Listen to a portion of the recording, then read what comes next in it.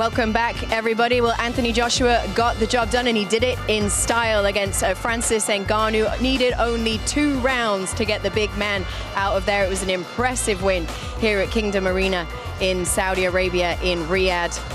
And it was well worth the wait. 3:30-ish a.m. that happened in the morning, local time over here. Very warm welcome back to you, to everybody. Thank you for joining us this evening. We hope it was worth the wait for you. Welcome back to Beyond the Bell. This man was certainly worth the wait. Kay Abdo here with the lineal heavyweight champ, Tyson Fury. Good to have you with us. Thank you very much, Kay. Combat sports expert, Ariel Helwani. Good to see you as well. Let's talk about this one. Well, actually, you know what? First things first. You heard Eddie Hearn there say that Anthony Joshua is now the #1 heavyweight on the planet. Do you want right of reply? I'm sure that Alexander Usyk will have something to say about that, considering he beat him twice in the last, whenever it was, few years ago. And me and Usyk have got an undisputed world heavyweight championship coming up, and he's just had a show fight in Saudi Arabia, which is fantastic for the show, but for the actual real boxing, because me and Usyk who fight for the #1 and #2 position in the undisputed championship of the world.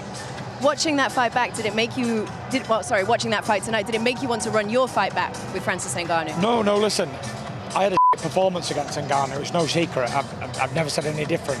However, styles make fights, and I almost got it right. I predicted 1 round, AJ, over there with Eddie Hearn. Yeah, you did. I did, yeah, so I almost got it right. Listen, he done absolutely fantastic tonight. He lit him up with the right hand, which was perfect, and knocked him out. That's what a boxer should have done to him. That's what he should have done, so congratulations. Well done. But if he fights me in the future after I've dealt with Usyk twice, next year, then it'll be a different game. Mr. MMA, you're very quiet. Well, I want to let the champ speak here, and there were some things said about him in the ring, so I was curious to hear your thoughts. My thoughts, if you're asking, I am stunned. I am a little bit speechless, and I have no problem saying that. I've been watching Francis Ngannou fight for a very, very long time. Not only have I never seen him knocked out, I've never seen him knocked down, I've never seen him really get hit with punches quite like that, stunned like that, with all due respect. It's shocking to see, because we know his chin, and I know the guys took a subtle shot at me, and that's okay. I'll stand here and take it. This man has been hit with 4-ounce gloves. He's been hit with knees and kicks and punches from all over, and to see that is stunning, and all you have to do is tip your cap to Anthony Joshua. His redemption story is nothing short of amazing. I keep saying it, but I have to say it again. August of 2022 in this very country, he's in that ring, Usyk beats him, he takes the belts, he throws them out, he has essentially what appears to be a breakdown, he's crying at the dais, we all think he's done. What he has done in the last 11 months is incredible, it's great for the heavyweight division, it's great for boxing, and yes, I would love to finally see him fight AJ. Of course, we have to see what happens on May 18th.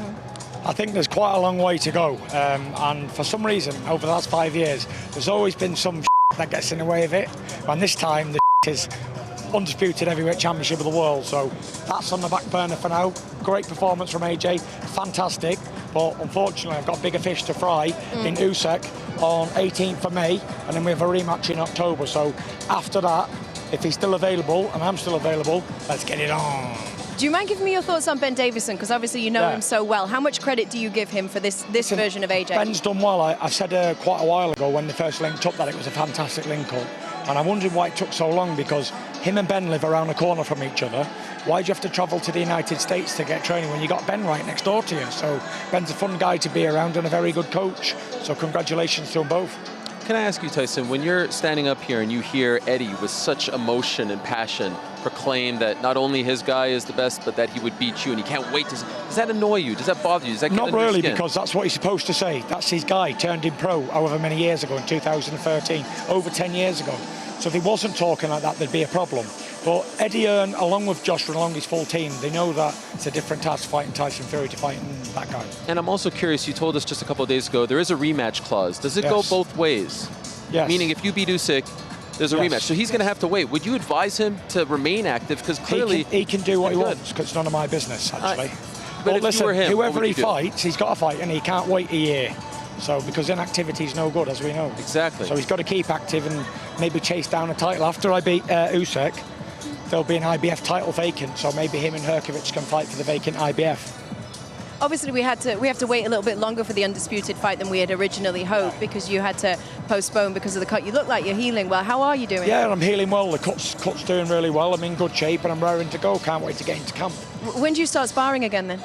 I'm not even in camp yet. I go to camp at the end of March. I'll start sparring then. And you know, guys, I have to just say, you know, I see a lot of people trying to slam dunk on Francis Ngannou. The man dared to dream. There's a lot of people at home who are mocking him for getting knocked out. There's a lot of people who have not got the guts to go and chase their own dreams, and it's usually people who are not successful who hate on very successful people.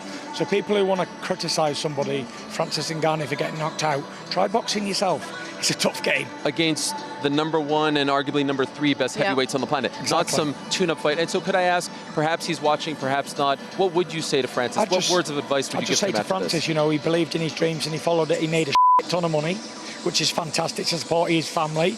And he had a great journey. Keep going if he wants to box. He's still undefeated as a champion in MMA. So just because he's got beat here tonight, he can go back into MMA and destroy that world again.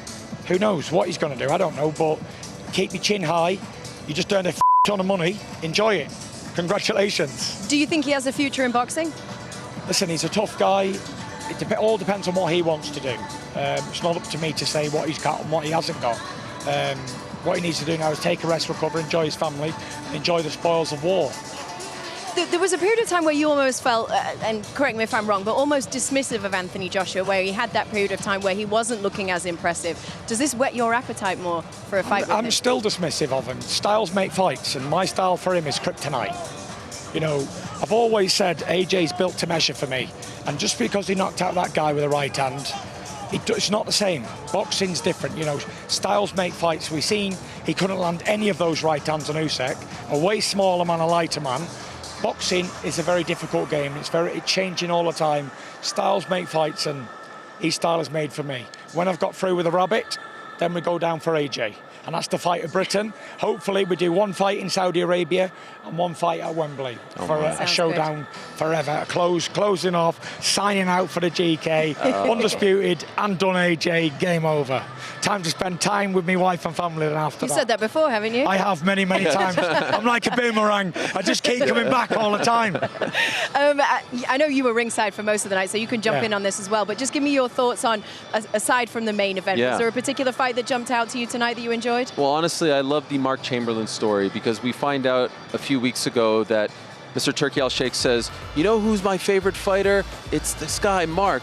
And Frank Warren is like, Mark who? And they're going through the roster. Mark Chamberlain. And then they call up Mark Chamberlain and say, he wants you on this card, and he can't even believe it. And then what does he do with all that pressure, being sort of handpicked by this country to fight on this stage? He has a performance like that against a very tough competitor. So shout out to you, Mark Chamberlain. Well done. And I just want to say a massive, massive congratulations to Josie Parker, who I thought was in a very, very 50-50 number 3, number 4 heavyweight contenders for a world title. Credit to both men, Joe and Zhang, who fought the heart out tonight. Joe showed a lot of guts and courage to get up off the canvas. That's what true champions do, get up to win. So big shout out my brother Joseph Parker and the new. Well done. Listen, thank you so much for coming through. We appreciate you. Much respect to you. All the best. Thank you. All the best of luck. Thank you guys so much at home for watching with us tonight as well. Thank you to Ariel as well. Sorry I shouldn't have missed you out. That was rude of me.